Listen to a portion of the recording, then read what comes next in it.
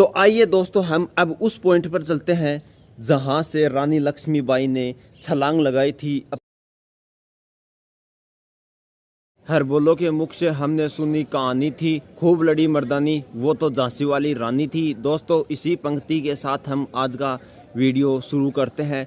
दोस्तों फिलहाल मैं हूं अभी उत्तर प्रदेश के झांसी में और झांसी के किले में आया हूं। और दोस्तों हम आज लक्ष्मीबाई यानी झांसी के किले को पूरे को एक्सप्लोर करने वाले हैं, तो आप हमारे साथ वीडियो में बने रहना।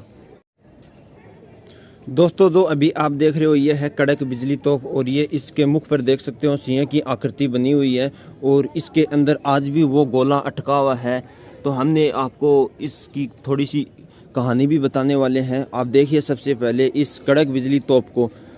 दोस्तों भारत के अंदर दो ही सबसे शक्तिशाली तोप हैं, एक तो है J1 तोप जो जयपुर के अंदर रखी हुई है, और दूसरी नंबर की ये तोप है जिसका नाम है कड़क बिजली तोप।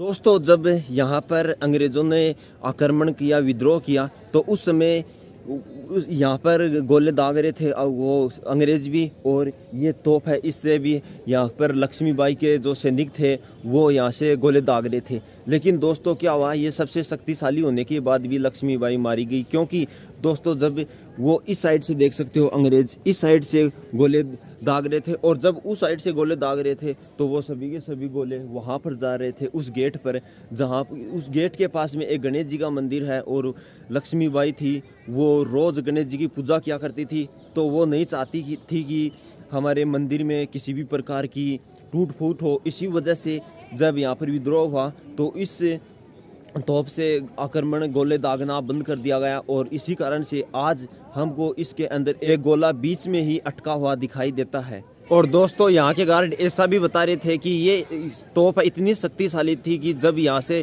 इस तोप से गोला चलाया जाता था, इस तोप को चलाया जाता था, तो यहाँ पर आसपास के जितने भी पशु थे उनका घर गिर जाता था, इतनी ज़्यादा शक्तिशाली थी। दोस्तों इस किले को देखने के लिए हमको 10 गेट पार करने पड़ेंगे, क्योंकि इसके अंदर 10 गेट बने हुए हैं। दोस्तों इस किले का निर्माण वीर सिंह देव ने 1613 ईस्वी में करवाया था, और ये बंगरा नामक पहाड़ी पर किला बना हुआ है। तो आइए हम इसके अंदर चलते हैं। दोस्तों इस गेट के दोनों तरफ आपको ये मशीन गन देखने को मिलेगी, और ये मशीन गन देखने में भले ही छोटी है लेकिन ये बहुत ज़्यादा शक्तिशाली थी, और ये अंग्रेज़ों की है। जब आक्रमण होता था तो इसी का यूज़ किया करते थे, और ये भी पूरी लोहे की है। और दोस्तों इस मशीन गन को इस दरवाजे के ऊपर ये एक जरोखा बना हुआ है, उस जरोखे में लगाते थे, और इस साइड में ये देख सकते हो यहाँ पर इस साइड में जो भी कोई आक्रमण होता था तो उन पर तान दिया जाता था।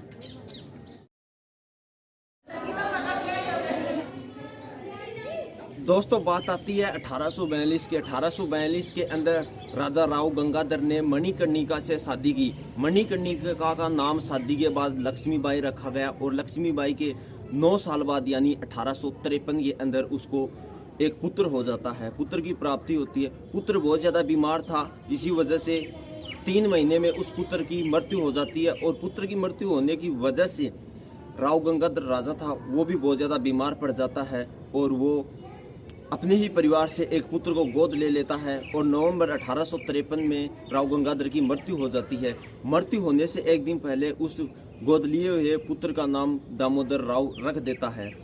नवंबर 1853 में राजा की मृत्यु के बाद ईस्ट इंडिया कंपनी नहीं चाहती कि उसका पुत्र दामोदर राव सिंहासन पर बैठे। इसी वजह से ईस्ट इंडिया कंपनी ने ये पत्र भी खारिज कर दिया कि दामोदर राव है वो सिंहासन पर नहीं बैठ सकता।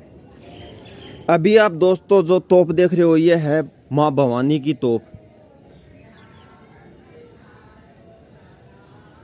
दोस्तों जब ये तोप चलती तो माँ भवानी की शक्ति आ जाती थी, और ये बहुत ही ज़्यादा शक्तिशाली थी ये तोप भी। इस किले के अंदर टोटल 2 तोप रखी हुई है।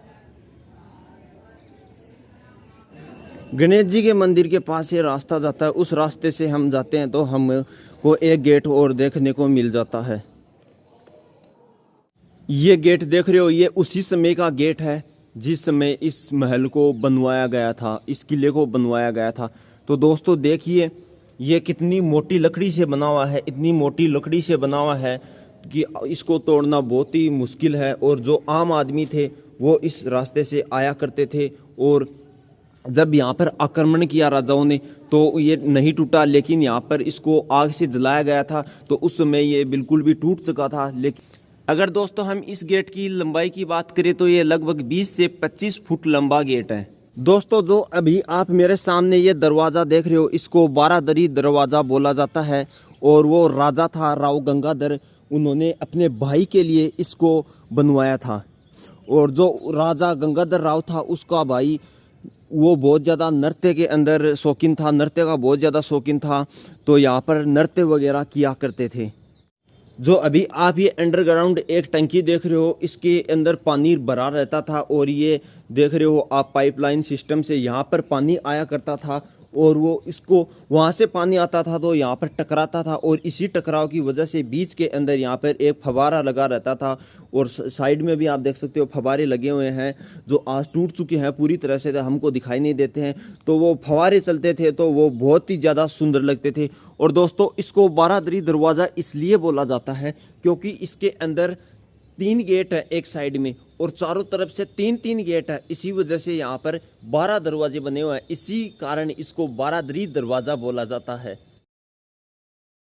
दोस्तों राजा राव गंगाधर था, उसका भाई यहाँ पर इसके बीच में खड़ा रहता था और बैठ जाता था और यहाँ पर फव्वारों का आनंद लिया करता था। और यहीं पर ये पास में आप ये जो बरामदा देख रहे हो, इसी पर महिलाएं नृत्य किया करती थी और वो उसका भाई नृत्य का आनंद उठाया करता था। तो आइए दोस्तों हम अब उस पॉइंट पर चलते हैं जहां से रानी लक्ष्मीबाई ने छलांग लगाई थी अपने घोड़े बादल के साथ। ऐसा क्या कारण था कि जिसके चलते रानी लक्ष्मीबाई को अपने घोड़े के साथ पुत्र को पीठ पर बांध कर छलांग लगानी पड़ी। तो आइए हम वहीं पर जाकर आपको सारी बातें बताते हैं।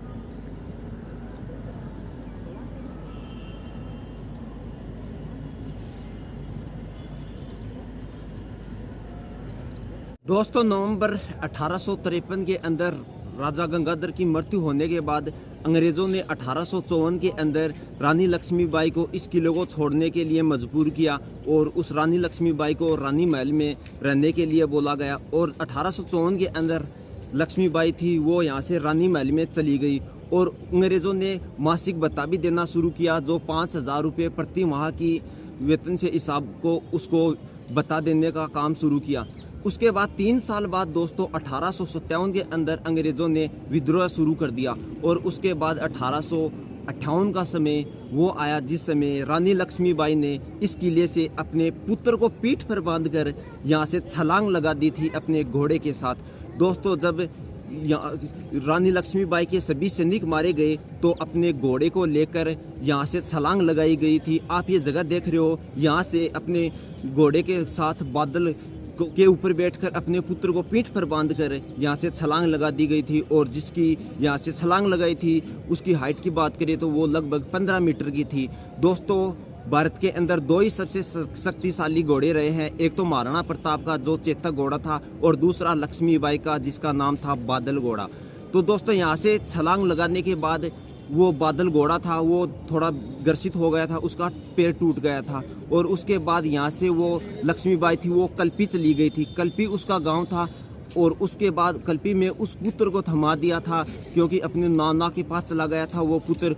और कल्पी से वो ग्वालियर जाने वाली थी। सिंधिया परिवार, ग्वालियर के अंदर सिंधिया परिवार है, वहाँ पर सिंधिया परिवार से रानी लक्ष्मीबाई मदद मांगने के लिए गई, लेकिन उन्होंने ही अपनों के साथ ही धोखा किया और रानी को अपनी सेना नहीं भेजी थी क्योंकि लक्ष्मीबाई थी उसका पूरे सैनिक मारे गए थे। और उसके बाद ग्वालियर के पास में एक नाला है, उस नाले के अंदर अंग्रेज़ों के साथ लक्ष्मीबाई लड़ती लड़ती अपने देश को नाम अमर कर गई और आज हम देख सकते हैं इस किले के अंदर।